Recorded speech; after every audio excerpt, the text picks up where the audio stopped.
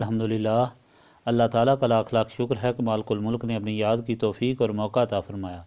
لاکھوں اور کروڑوں درود حضرت محمد مصطفیٰ صلی اللہ علیہ وآلہ وسلم پر،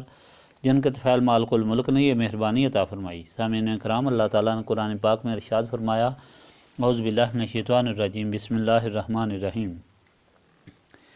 انا مثل عیسیٰ عند اللہ کمثل آدم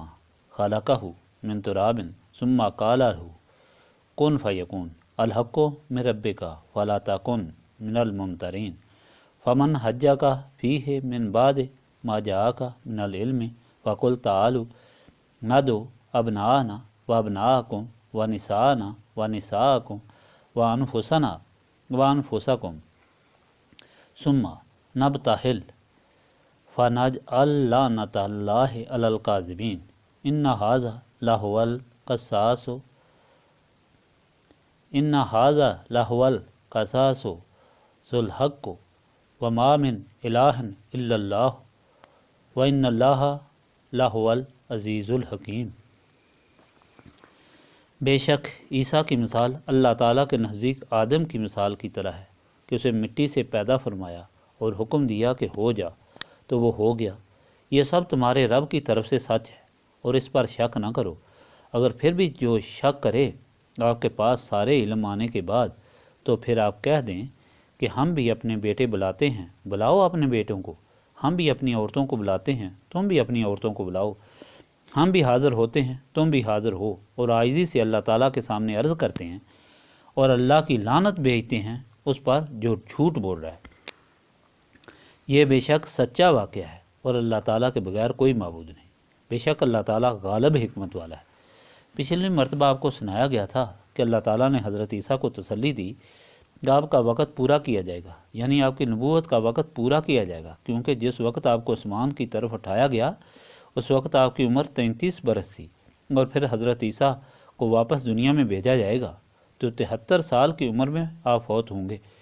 اور وہ جو انہوں نے اللہ تعالیٰ کے سامنے عرض کی تھی، اے اللہ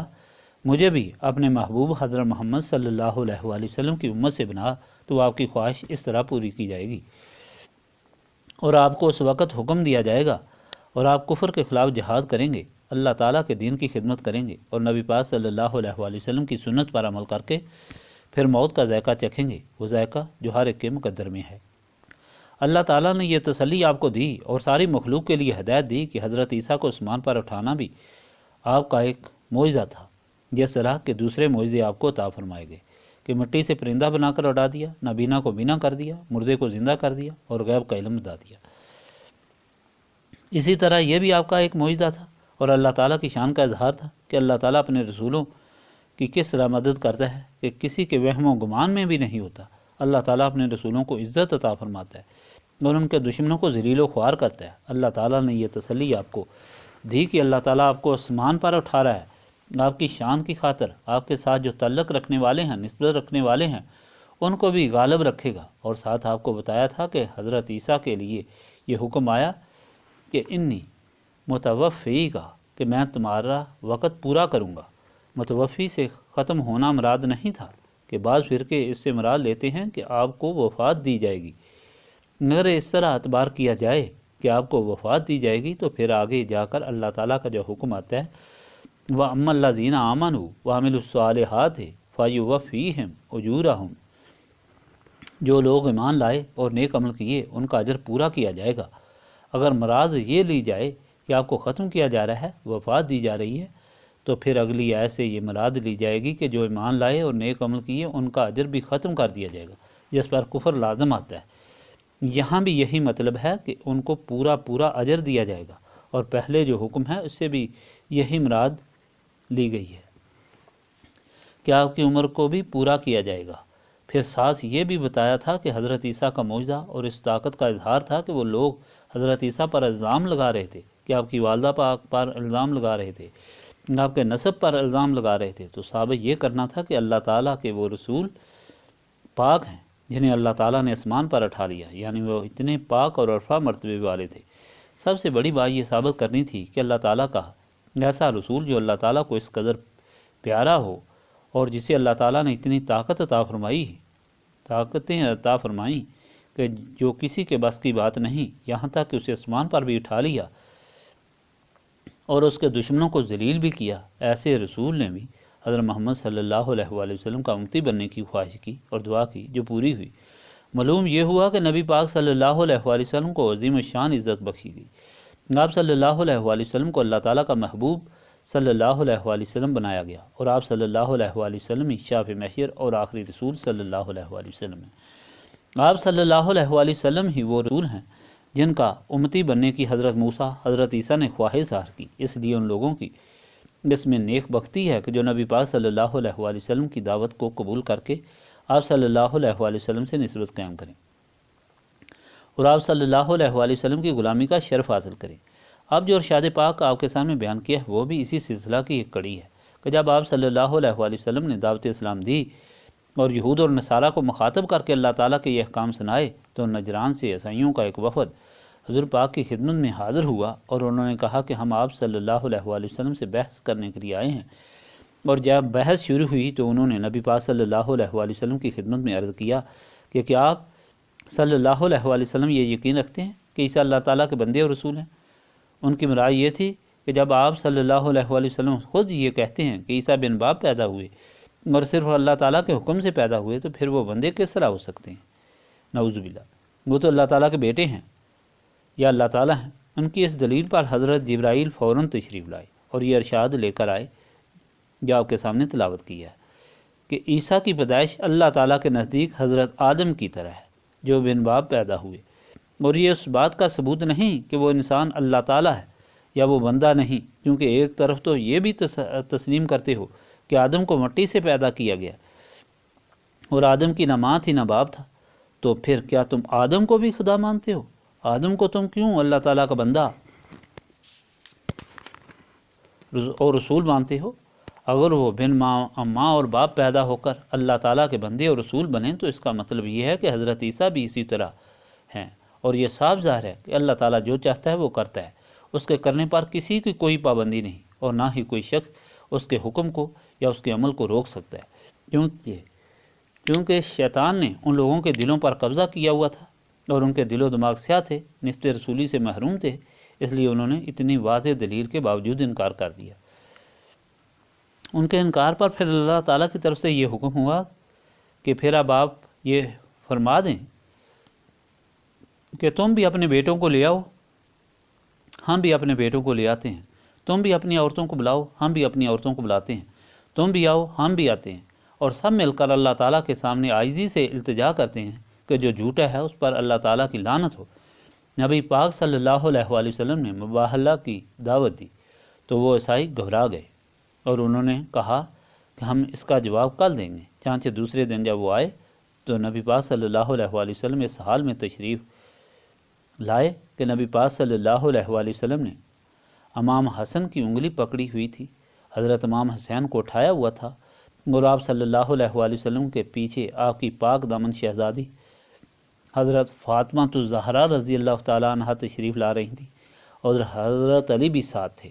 جب آپ صلی اللہ علیہ وآلہ وسلم تشریف لائے تو کہا کہ آؤ اللہ تعالیٰ کے سامنے یہ التجا کرتے ہیں، تو عیسائی دیکھ کر پھر گھبرا گئے، اور ان کے رہنما عاقب نے اپنے عیسائیوں سے کہا میں ان پاک چہروں کو دیکھ کر ڈر گیا ہوں، اور مجھے یقین ہے کہ اگر یہ پاک چہرے اللہ تعالیٰ کے سامنے یہ دعا کریں کہ پہاڑ ہٹ جائے تو اللہ تعالیٰ پہاڑ کو بھی ہٹا دے گا، اس لیے ان کے منہ سے اپنے لیے لعنت نہ مانگو۔ چنانچہ انہوں نے انکار کر دیا کہ ہم اس طرح مبالغہ نہیں کرتے، اور وہ جزیہ دینے پر تیار ہو گئے۔ نبی پاک صلی اللہ علیہ وآلہ وسلم نے فرمایا مجھے قسم ہے اس اللہ تعالیٰ کی جس کے قبضہ قدرت میں میری جان ہے کہ اگر آج یہ لوگ اللہ تعالیٰ کے سامنے ہمارے ساتھ مل کر دعا کرتے تو یہ سارے ختم ہو جاتے اور روئے زمین پر کوئی نصرانی باقی نہ رہتا۔ ناظرین کرام، اللہ تعالیٰ نے جو ایک سچا تاریخی قصہ ہدایت کے لیے فرمایا، اس سے یہ صاف ظاہر ہوتا ہے کہ اتنے واضح دلائل کے باوجود بھی انہوں نے نہ مانا اور جہنم قبول کی اور جہنم میں جانا پسند کیا، تو اس کی وجہ صرف یہ تھی کہ ان کے دل و دماغ پر شیطان نے قبضہ کیا ہوا تھا۔ ان کو اچھائی اور برائی کی تمیز نہیں تھی کہ اپنے سامنے واضح طور پر ایک چیز دیکھ کر بھی اس سے منکر ہو گئے، خود اپنے منہ سے اس کا اقرار کرنے کے بعد بھی جہنم قبول کر لی۔ معلوم یہ ہوا کہ یہ صرف شیطان کے قبضے کی وجہ سے تھا، کہ انہوں نے جہنم کو پسند کر لیا، اور شیطان نے قبضہ اس لیے کیا ہوا تھا کہ وہ نسبت رسولی سے محروم تھے۔ اگر انہیں نسبت رسولی صلی اللہ علیہ وآلہ وسلم حاصل ہوتی تو پھر ان کے دل و دماغ نور سے منور ہوتے، اور وہ کبھی جہنم کو پسند نہ کرتے، اور وہ صراط مستقیم پر ہی رہتے، کیونکہ نبی پاک صلی اللہ علیہ وآلہ وسلم کا فرمان ہے کہ جب انسان کا دل سیاہ ہو جاتا ہے تو پھر وہ اس طرح ہو جاتا ہے جس طرح چکنا پتھر، کہ اس پر کوئی چیز ڈالی جائے تو اس پر ٹھہرتی نہیں، یا الٹا برتن جس میں کوئی چیز رکھی جائے تو نہیں رہتی۔ وہ انسان اچھی چیز کو بری اور بری کو اچھی سمجھتا ہے۔ ان لوگوں کا یہی حال ہوا، اس لیے کہ ان کے دل و دماغ سیاہ تھے۔ ثابت یہ ہوا کہ نسبت رسولی صلی اللہ علیہ وآلہ وسلم ہی وہ چیز ہے جو انسان کو صراط مستقیم سے واقف کرتی ہے، اور اس پر قائم رکھتی ہے، اور اس پر چلاتی ہے، اور اس کو حاصل کرنے سے انسان سلامتی ایمان سے اپنی زندگی گزار سکتا ہے۔ صرف علم سے اور کسی چیز کو ظاہری طور پر معلوم کرنے سے انسان صراط مستقیم پر قائم نہیں رہ سکتا۔ جس طرح کہ سچی تاریخ قرآن پاک میں آپ کو کئی مثالیں سنائی گئیں، اور اس کی کئی مثالیں پہلے بھی سنائی ہیں اور آئندہ بھی آئیں گی، اس سے یہ ثابت ہوتا ہے کہ علم رکھنے کے باوجود بڑے بڑے عالم گمراہ ہوئے، بڑے بڑے عابد گمراہ ہوئے، حاجی بھی گمراہ ہوئے، بڑے سخی اور بڑی بڑی نیکیاں کمانے والے بھی گمراہ ہوئے، اس لیے کہ ان پر شیطان قبضہ کر لیتا ہے، اور شیطان پھسلا دیتا ہے، اور ایسے طریقے سے انسان کو بہکاتا ہے کہ انسان اس بات کو نہیں سمجھ سکتا۔ انسان اسی صورت میں سمجھ سکتا ہے کہ ان کے دل و دماغ روشن ہوں، اور دل و دماغ روشن صرف اسی صورت میں ہو سکتے ہیں کہ ان کی سراج و منیر سے نسبت اور تعلق قائم ہو، جن کو اسی مقصد کے لیے پیدا کیا گیا ہے، جو نبی پاک صلی اللہ علیہ وآلہ وسلم کی ذات پاک ہے۔ جس کو نسبت رسولی صلی اللہ علیہ وآلہ وسلم حاصل ہوتی ہے، وہ شیطان اور نفس کی ہر چال سے واقف ہو جاتا ہے اور سلامتی ایمان سے زندگی گزارتا ہے۔ یہی وجہ ہے کہ نسبت رسولی صلی اللہ علیہ وآلہ وسلم کی تعلیم دی جاتی ہے، اور ہم کو اپنے مرشد کی طرف سے نسبت رسولی صلی اللہ علیہ وآلہ وسلم کی تعلیم دی گئی۔ نسبت رسولی صلی اللہ علیہ وآلہ وسلم حاصل کرنے کے لیے سینوں کی صفائی کی ضرورت ہے، اور سینے صاف یاد الہی سے ہوتے ہیں،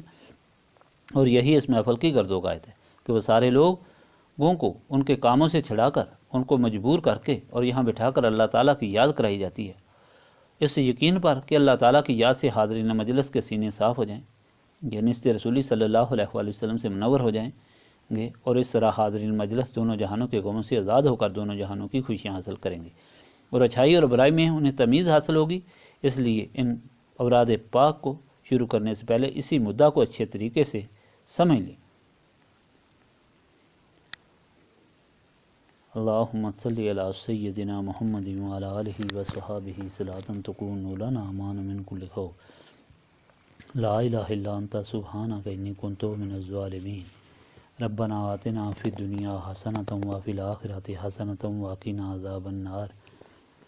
ربنا لا تزغ قلوبنا بعد اذ ہدیتنا وہب لنا من لدنک رحمۃ انک انت الوہاب، اللہم انک عفو تحب العفو فاعف عنی یا غفور یا غفور یا غفور، استغفر اللہ العظیم الذی لا الہ الا هو الحی القیوم واتوب الیہ، استغفر اللہ العظیم الذی لا الہ الا هو الحی القیوم واتوب الیہ، استغفر اللہ العظیم الذی لا الہ الا هو الحی القیوم واتوب الیہ، ربنا تقبل منا انک انت السمیع العلیم وتب علینا انک انت التواب الرحیم۔